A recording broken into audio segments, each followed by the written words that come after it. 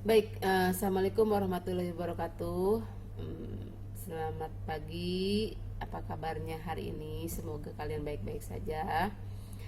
Eh, Jangan bosan-bosan ya, kita akan berjumpa lagi dengan materi pembelajaran terkait eh, pertolongan persalinan pada ibu bersalin. Nah, bahasan kali ini ibu akan membahas tentang penata laksanaan persalinan sungsang. Eh, Masih kenal dong nama ibu Ayeyeh ya. Nah, nanti seperti biasa ibu akan menjelaskan penata laksanaan persalinan sungsang ini berdasarkan teori dan praktiknya. Jadi nanti ibu akan menjelaskan satu persatu teori, kemudian kalian juga bisa sambil buka-buka buku referensi yang kalian punya. Kemudian nanti ibu akan menjelaskan bagaimana cara melakukan pertolongan persalinan. Baiklah, kita mulai saja untuk mempersingkat waktu ya. Bagaimana kita bahas dulu tentang pendahuluannya. Kita tahu bahwa letak sungsang itu merupakan letak memanjang janin dengan bokong sebagai bagian terendah. Nih, letak memanjang janin, memanjang ya pada saat di dalam kandungan dengan bokong sebagai bagian terendah. Nih, ingat bokong sebagai bagian terendah itu yang dimaksud dengan letak sungsang. Oke, angka kejadian itu antara 2,5 sampai 3% dari seluruh total persalinan normal. Nah, dari seluruh persalinan dengan presentasi bokong ya, dari seluruh persalinan, nah tadi kan 22,5 sampai 3% itu dari seluruh persalinan normal adalah presentasi bokong. Nah, dari seluruh total persalinan presentasi bokong, 75%-nya merupakan presentasi bokong komplit, ingat. Dan 25%-nya presentasi bokong incomplete. Nah, kita lihat apa beberapa perbedaannya. Nah, ada yang namanya dinamakan dengan letak bokong murni atau French-Bridge. French-Bridge itu yang dimaksud dengan bokong murni, hanya bokong saja yang menjadi bagian terendah, sedangkan kedua kaki tungkai lurus ke atas seperti ini. Ini ilustrasikan bayinya. Kemudian ini kedua kaki ke atas, ini mendekat seperti ini kalau bayi di dalam perut ibu itu, janin di dalam perut ibu. Nah, seperti ini. Ini kedua lututnya ini bisa bersilangan, bisa begini ya, semaunya janin aja di dalam perut ya. Nah, tapi ini yang dinamakan dengan bokong murni itu adalah hanya bokong saja yang teraba pada saat periksa dalam. Oke. Kemudian ada yang namanya letak bokong sempurna. Apa yang dimaksud dengan letak bokong sempurna? Letak bokong di mana kedua kaki berada di samping bokong. Begini. Ini. Begini ya. Nah, bayinya gaya nih janinnya. Jadi selain ada bokong, tapi juga diraba ada kaki. Nih begini, bisa bersilangan, bisa begini, ya gimana bayinya aja mau di dalam kandungan mau seperti apa. Nih, mau seperti itu. Kemudian ada letak bokong tidak sempurna. Letak sungsang di mana selain bokong juga terdapat kaki atau lutut sebagai bagian terendah ya. Jadi kalau bokong tidak sempurna, selain bokong juga terdapat kaki. Nah, bagaimana?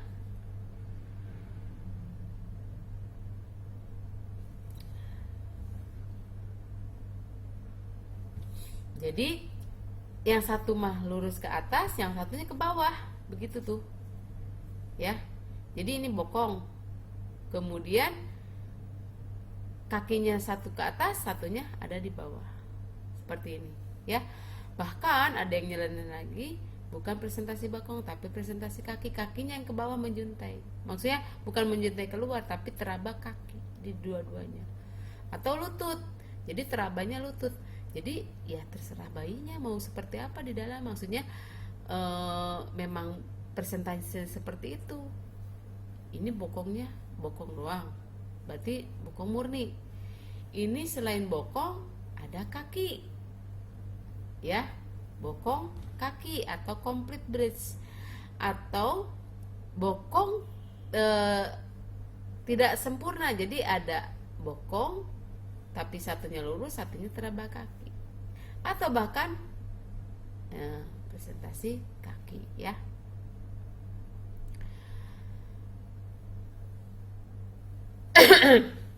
Posisi bokong ditentukan oleh sakrum nih, sakrum di sini ya, masih ingat? Dibuka lagi anatominya. Di sini ada jadi pada saat kita melakukan pemeriksaan dalam, kalau belakang kepala itu jelas sebagai penunjuk adalah ubun-ubun kecil di sini. Tapi kalau bokong sebagai penunjuknya adalah sakrum. Nih ya, sakrum. Oke. Nah, untuk posisi sakrum sendiri itu ada sakrum depan. Jadi kan posisi bayinya begini nih, janin tuh biasanya di dalam kandungan. Ya, ini bokongnya ada di atas, di depan, punggungnya ada di depan. Ini sakrum. Ini sakrumnya itu ada di depan, kiri ya, kiri depan. Kemudian bisa di depan, kiri depan, kanan depan, bahkan bisa muter seperti ini. Sakrumnya ada di belakang, depan, kiri depan, kanan depan, belakang. Jadi ya tergantung, kalau misalnya punggungnya ada di mana, yaitu adalah sebagai penunjuknya sakrumnya. Dibuka lagi ya untuk teorinya. Kemudian kenapa sih bisa terjadi presentasi bokong? Fiksasi dari kepala pada pintu atas panggul kurang baik. Jadi biasanya kan harusnya pada primipara itu usia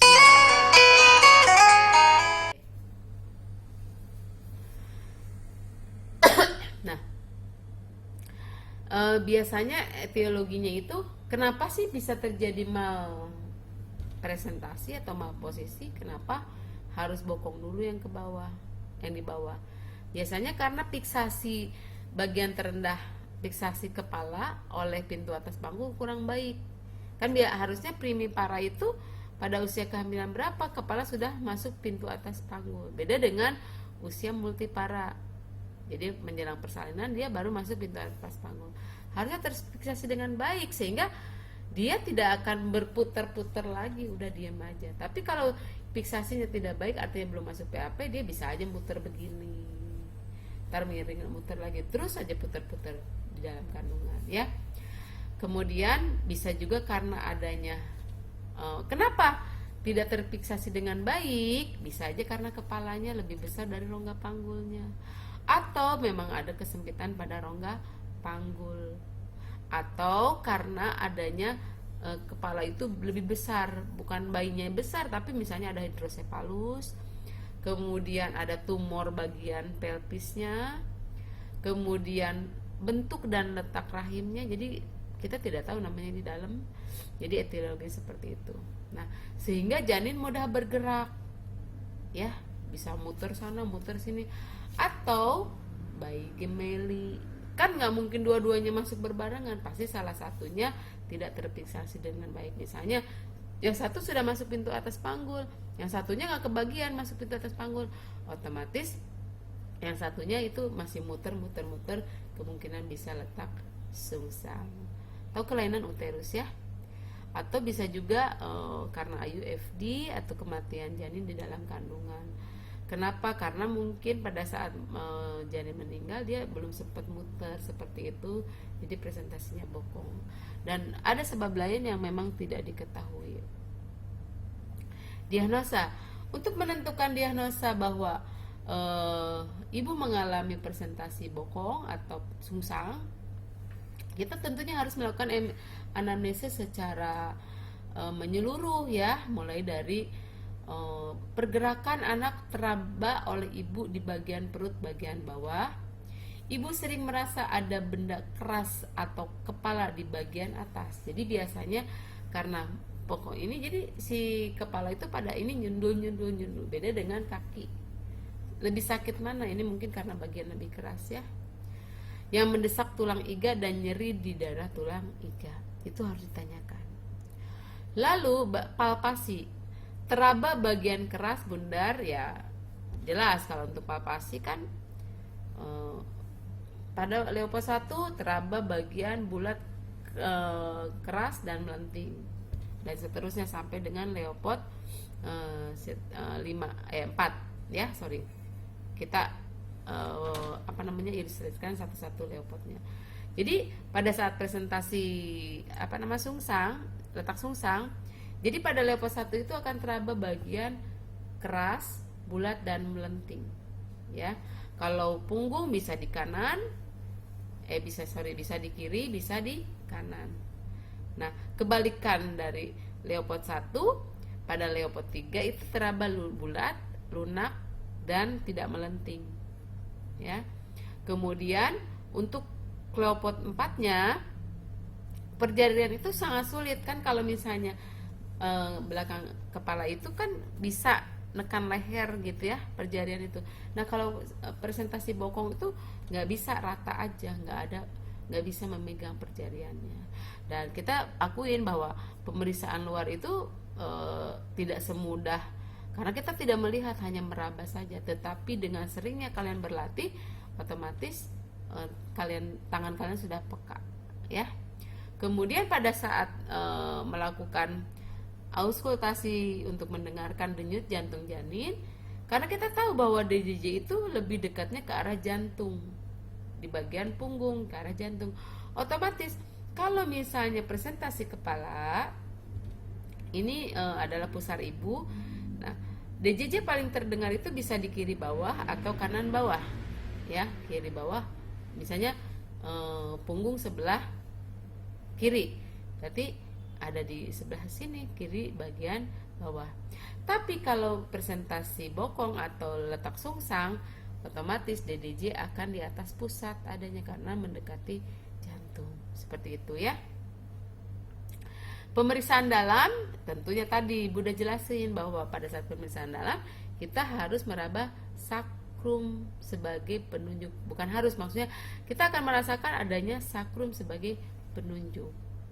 Nah, pemeriksaan penunjang dapat dilakukan untuk membantu menegakkan diagnosa dengan cara pemeriksaan USG misalnya. Udah memastikan tuh, aduh kok saya curiga ada presentasi bokong atau letak sungsang, ya sudah coba saya USG pada usia kehamilan 37 minggu, lebih dari 37 minggu.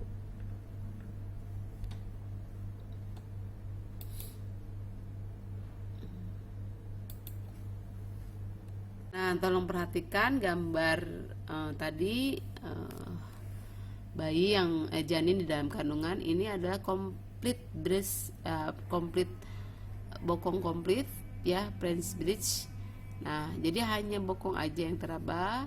Kemudian incomplete, selain bokong ada kaki. Complete bridge, kalau ini French bridge jadi bokong murni. Kalau ini bokong tidak komplit, artinya selain bokong ada kaki. Kalau ini complete bridge, jadi bokong bokong sempurna. Jadi selain bokong ada teraba kedua kaki. Kalau tadi bokong murni, kalau ini bokong sempurna. Oke. Baik, kita kembali lagi. Langkah selanjutnya adalah tadi Ibu udah jelaskan secara teori bagaimana untuk menolong persalinan, penata-laksanaan pasien Ibu bersalin dengan presentasi bokong atau letak sungsang. Nah, tadi ada beberapa teknik yang tentunya bisa digunakan untuk menolong mengeluarkan bahu ya, sebelum mengeluarkan kepala. Ada beberapa teknik yang bisa digunakan untuk menolong melahirkan bahu antara lain metode dengan klasik, kemudian metode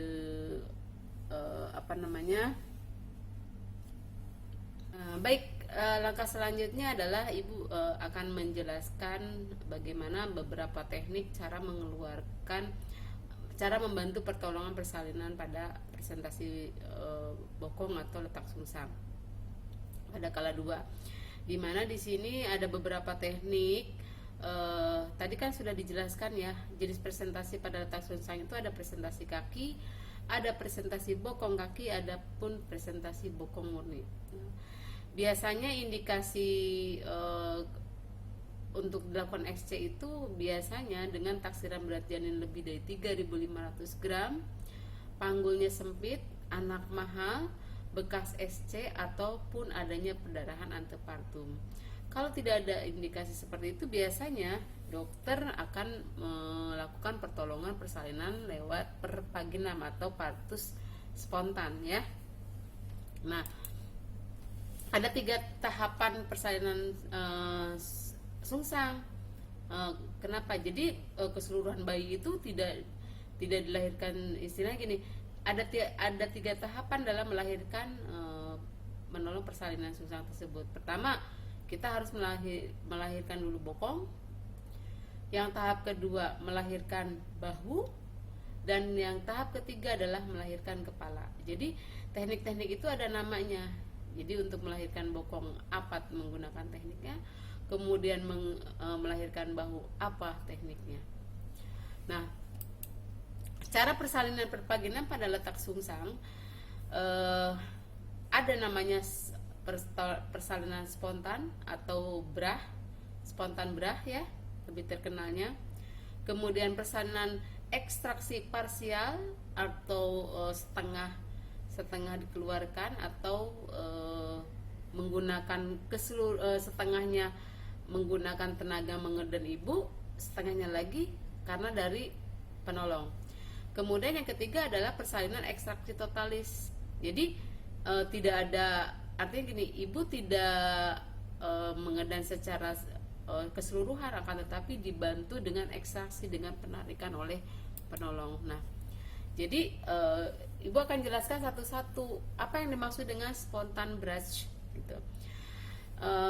Spontan brush itu biasanya pertolongan persalinan secara fisiologi pada presentasi bokong. Artinya memang dia bisa dilakukan secara normal seperti halnya persalinan presentasi kepala. Tekniknya, pertama ibu tentu harus kuat mengedan ya. Nah, kita perhatikan di sini. Ini kita pakai sarung tangan dulu ya.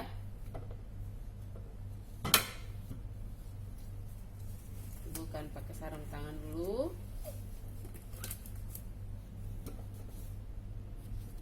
Seperti biasa pada persalinan asuhan persalinan normal, tentunya persiapan harus tentu dilakukan, seperti menyimpan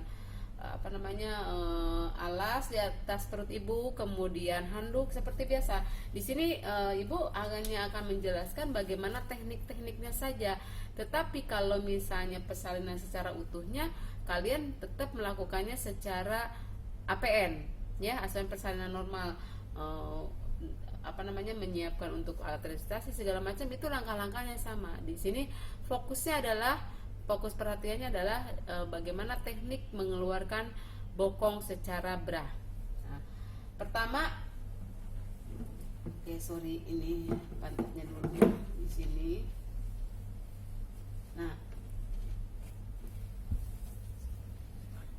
kalau misalnya untuk spontan BRAH, biasanya ibu itu kan disuruh mengedan. Nah, begini ya. Ini nggak ada yang dorong. Nah, seperti ini. Bokong sudah terlihat hampir sepertiganya di vagina ibu. Kemudian kita minta ibu untuk mengedan. Ayo bu, mengedan bu. Iya, pinter bu, mengedan. Biarkan ibu mengedan secara fisiologi, artinya sampai ayo bu, pinter ngeden bu. Iya, pinter ngeden. Nah, nanti Ini nggak ada yang bantuin mendorong ya.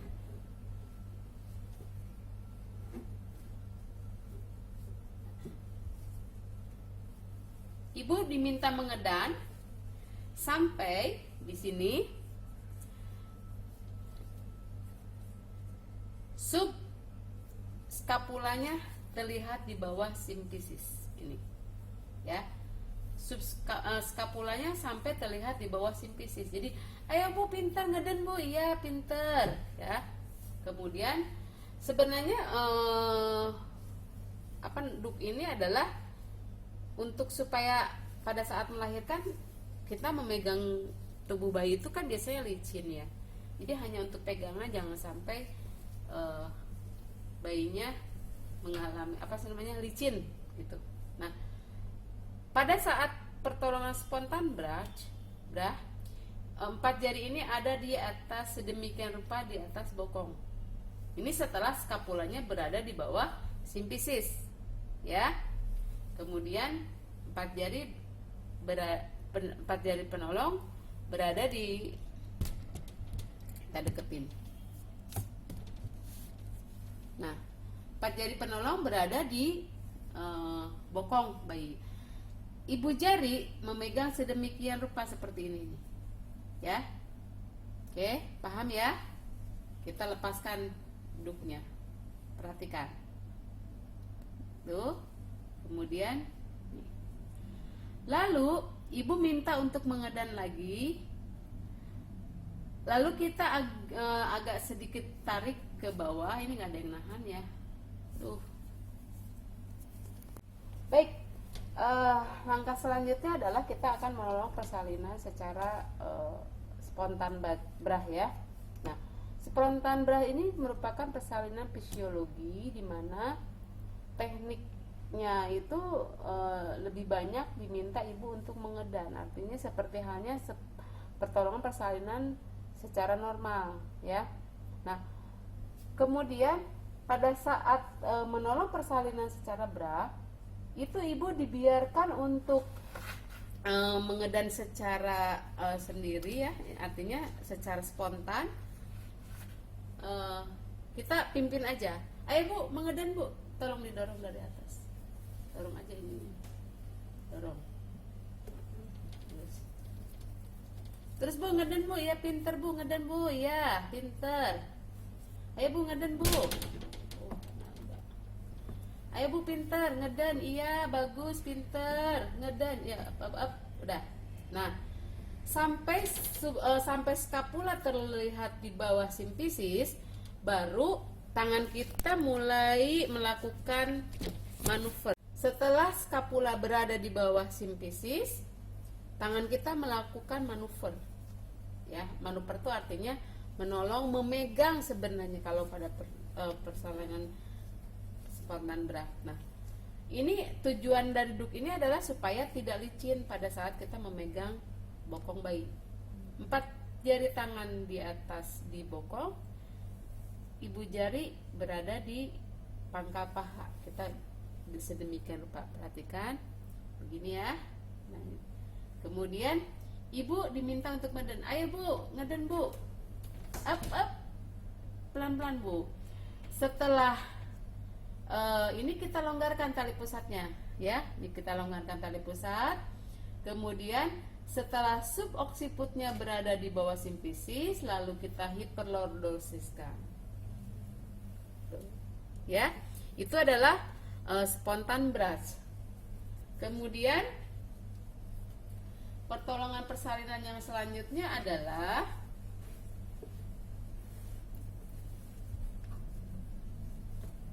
jika kaki sudah keluar, bokong sudah lahir, kemudian ada kendala di di bahu pada saat melahirkan bahu, artinya secara parsial kita melakukan pertolongan persalinannya separuh dibantu. Ada 3 macam yang dilakukan. Yang pertama dengan metode klasik, yang kedua dengan metode Muller, yang ketiga dengan metode Lobset. Nah, bagaimana cara melakukan metode itu untuk melahirkan bahu ya? Nah, untuk klasik sendiri apa yang harus dilakukan? Nah, klasik itu adalah prinsipnya melahirkan bahu tangan melahirkan bahu belakang. Jadi yang dilahirkan adalah bahu belakang dulu, bukan bahu depan. Dan prinsip selanjutnya bahwa pada saat dengan Deventer atau klasik itu tangan kita itu jauh masuk ke dalam. Nah, seperti ini ya. Jadi untuk yang bahunya masih tinggi itu menggunakan metode klasik. Tapi kalau yang bahunya sudah rendah menggunakan metode Muller. Nah, jadi kalau pada metode klasik itu tangan kita masuk lebih jauh ke dalam. Nah, caranya adalah tangan kiri atau tangan kanan boleh, yang mana saja tergantung punggung bayinya berada di mana. Sejauh mungkin membawa tubuh bayi ke arah pangkal paha ibu yang berlawanan. Tangan kiri masuk ya, seperti ini, tolong perhatikan. Masuk ke introitus vagina, telusuri punggung, kemudian lengan bayi, kemudian tangan, dan cari telapak tangan bayi, kemudian usapkan seakan-akan bayi mengusap mukanya oleh tangan yang ini ya. Oke. Kemudian untuk mengeluarkan bahu depan sama halnya seperti halnya tadi mengeluarkan bahu belakang. Tangan masuk ke dalam, lalu cari telusuri punggung, lengan atas atau humerus, kemudian cari tangan, lalu usapkan muka bayi oleh tangan bayi seperti tangannya mengusap muka. Nah, seperti itu. Jadi ini adalah untuk mengeluarkan bahu belakang dan bahu depan dengan teknik klasik. Kemudian kita menggunakan teknik yang ketiga, artinya Muller. Nah, Muller itu kebalikan daripada teknik klasik, akan tetapi kalau Muller itu bahunya sudah tidak terlalu tinggi sehingga tangan penolong tidak terlalu jauh masuk ke dalam. Tekniknya seperti ini sama, akan tetapi langsung diambil seperti mengusap muka bayi.